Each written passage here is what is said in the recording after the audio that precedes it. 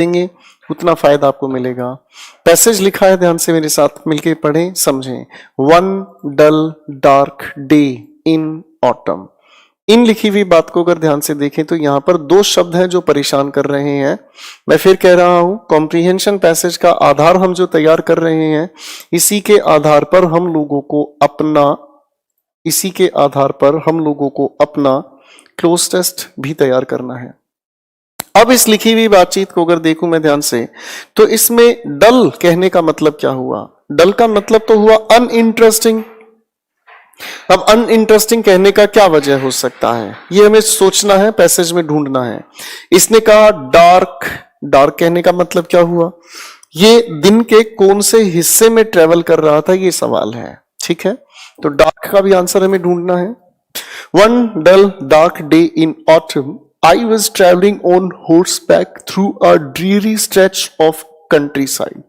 अब ड्रीरी लिखा है, ड्रीरी का मतलब होता है थकाने वाला। ठीक है, एग्जॉस्टिव इसका सिनोनिम हुआ। थ्रू की अगर हम बात करते हैं तो ये तो हमें प्रेपोजिशन पता ही है। ठीक है, और stretch of country side, stretch का मतलब एक खुले मैदान पर ये चलता ही जा रहा था। अब एक बात सोच के देखो बच्चों, अगर आप ट्रेवल कर रहे हो और ट्रेवल आप जिस रास्ते पर कर रहे हो उस रास्ते का अंत ही ना हो, तो आप चलते ही जा रहे हैं, चलते ही जा रहे हैं और उसका अंत ना हो, तो भाई आप चलते ही जा रहे हो और अंत ना हो, तो डेफिनेटली वो ट्रेवल आप लोगों के लिए डल होगा। ठीक है बच्चों, डल का मीनिंग समझ आ गया, यानी कि बहुत समय से ये यात्रा कर रहा था। एट नाइट फॉल, अब रात की अगर बात कही है तो डार्क का मतलब हमें समझ आया कि इसने दोपहर के बाद अपनी यात्रा शुरू की है। I came in sight of the house of Usher. Usher हम बेसिकली कहते हैं उस इंसान को जो एस्कोर्ट होता है या फिर जो पैसा उधार देता है। I came in sight of the house of Usher. This was the house of Roderick Usher, who had been my childhood pal. पल का मतलब होता है फ्रेंड। मैं अपने दोस्त के घर पर पहुंचा। It had been umpteen years. umpteen बहुत, काफी वर्ष बीत गए थे since he and I had seen each other. देखो बच्चों, प्रोनाउन में हमने समझा था 2-3-1 की अरेंजमेंट। ही का जिक्र पहले है, उसके बाद आई का जिक्र है। I lived in a distant part of the country during my childhood. अपने बचपन से ही मैं कंट्री के डिस्टेंट पार्ट में रहता रहा। However, he had recently corresponded. Corresponded का अर्थ होता है पत्र व्यवहार करना। उसने कुछ ही दिनों पहले मुझे चिट्ठी लिखकर with me telling me at length of a serious illness. उसने अपनी बीमारी के बारे में मुझे बताने की कोशिश की। अभी कुछ ही दिनों पहले इसके दोस्त ने इसे चिट्ठी लिखकर अपनी बीमारी का जिक्र इसके सामने लिखा है। देखा बच्चों, अब ये है सीखने पढ़ने का मजा, एक एक चीज आपके सामने क्लियर होती चली जा रही है।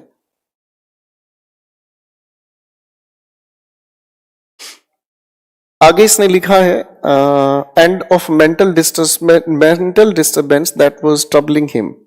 ठीक है, और अगर हम कहने की कोशिश करें तो इसका मतलब हुआ वो इंसान किसी मेंटल परेशानी से गुजर रहा था।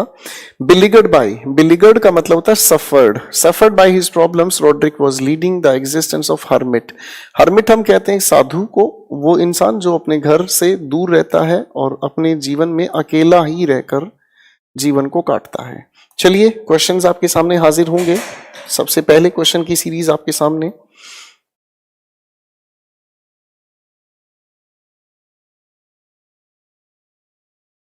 क्वेश्चन नंबर 1 का आंसर मैं आपके साथ डिस्कस करूंगा। द ऑथर वाज ट्रैवलिंग, आपने सवाल का जवाब चुना है जी बिल्कुल correct answer, in the evening. ठीक है, डल, इसीलिए मैं आप लोगों से पूछ रहा था, डल और डार्क का मीनिंग अगर नहीं समझ आया तो आप आंसर दे नहीं पाएंगे। करेक्ट आंसर हुआ B for Bombay, evening. Question number 2 पर आते, the house of Usher was the home of G, D for Delhi, a friend. Question 3 आपके सामने आता है,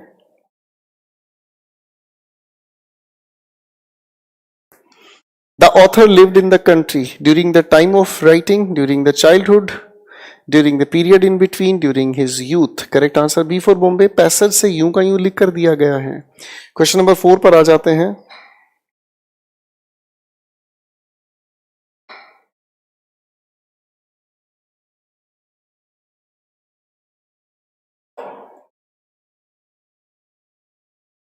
the author came to know of his friend's illness. Correspond का हम लोगों ने भी मीनिंग समझा है, उसी वजह से A for apple correct answer हुआ। क्वेश्चन नंबर 5 का आंसर मार्क करने की कोशिश करते हैं। रॉड्रिक वॉज लिविंग, बिल्कुल correct answer. D for Delhi है। Had become a recluse. Hermit का सिनोनिम रेक्लूज होता है, हालांकि दोनों में थोड़ा सा फर्क होता है। चलिए बच्चों, अगला पैसेज आपके सामने आ रहा है, पढ़ें, अटेम्प्ट करें।